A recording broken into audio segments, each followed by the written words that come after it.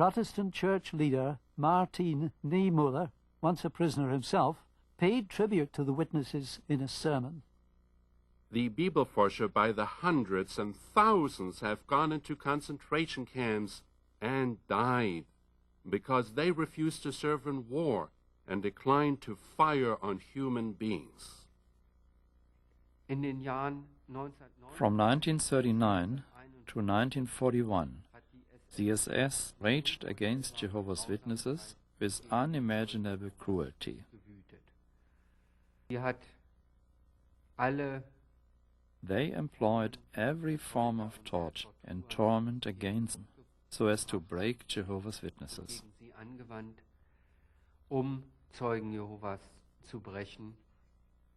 Often during the winter of 1940 to 41, they were put soaking wet out in the cold at 10 to 15 degrees below freezing.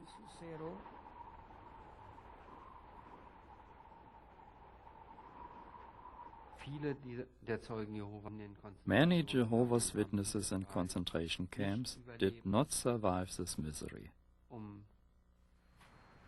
To take just one example of this, within a 6-month period, in 1939 through 40, in the Sachsenhausen concentration camp, every third Bible student inmate, every third Jehovah's Witness lost his life. Another SS torture method was the hanging stake. Gertrude's husband, Martin, had experienced it and described it to her.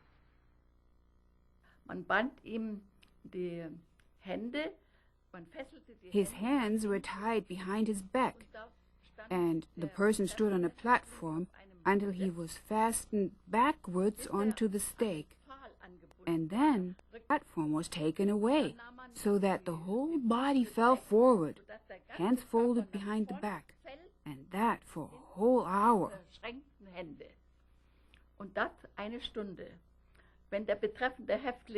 If the prisoner didn't cry out, the guard had his fun by making him swing.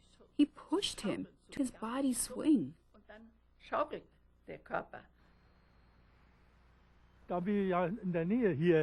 Since we slept directly next to here, in the so-called isolation ward, where we were a penal colony, I heard persons whimpering who had been hanged. I would like to imitate what I heard.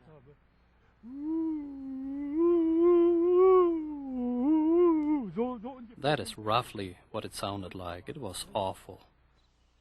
Outside the camps, witnesses were put under intense pressure to betray their fellow believers. At age 17, Hermina Schmidt was threatened by a judge with a gun.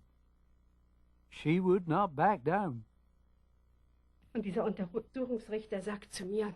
And this magistrate said to me, "You cannot refuse to testify here with me," and screamed at me as loud as he could and said, "We are at total war. Do you know what that means?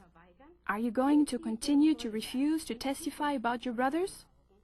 He took the revolver, released the safety catch in front of my eyes, put up his hand and said, "Are you willing to lose your life for your faith?" I looked at my father and then at the other brother behind. "Auf Wiedersehen. Farewell. If it has to be. Yes." Ja. Throughout all the interrogations, they wanted to know the names of those whom we had dealings with, who accepted our literature and our main addresses. But I refused. It was all dreadfully nerve-wracking, and it led to my having a nerve breakdown. With the nation at war, the death sentence became official Nazi policy in military courts. What became especially dangerous for them was that they refused military service, because after the war began in 1939, that meant they could be condemned to death. Based on the article of faith that Jehovah's Witnesses want to obey God more than men, they follow the command of neutrality. My father was executed in 1939, after he had been called up for military service and explained his standpoint. on December 7, 1939. Later, in March 1942, brother, he was 21 years old, also was executed for refusing military service. At Brandenburg prison, the lives of 2,743 men were cut short. Passing through a metal door, they came face to face with a guillotine's blade or a hanging hook. There were 32 Jehovah's Witnesses among these. The names of all 32 Jehovah's Witnesses who were executed are known. I'll name just one. For instance, Wolfgang Kusserow. Wolfgang Kusserow, a young man who stuck resolutely to his convictions and did not give in.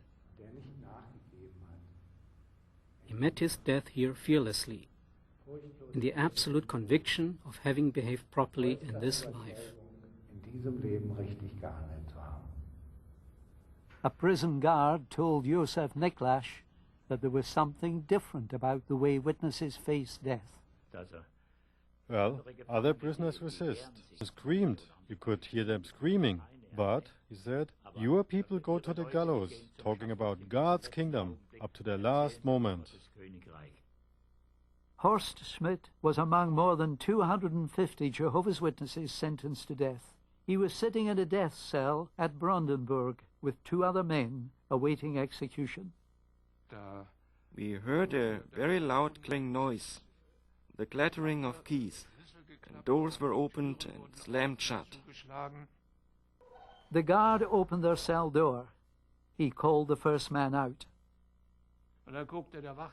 Then the guard looked at his list once more and read out the name of the other and said again, "Step outside." Well, you think, of course, it's my turn now. And he looked at his list, and then he looked at me, and then the door closed. Then, of course, you just collapse. That's obvious. Horst Schmidt escaped the guillotine.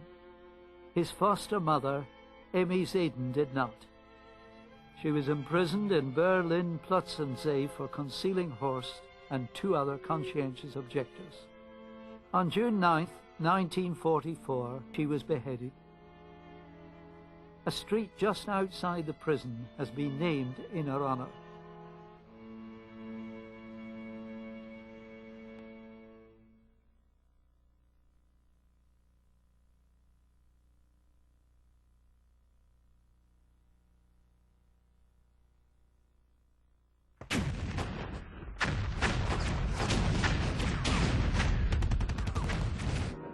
The tide of the war had turned.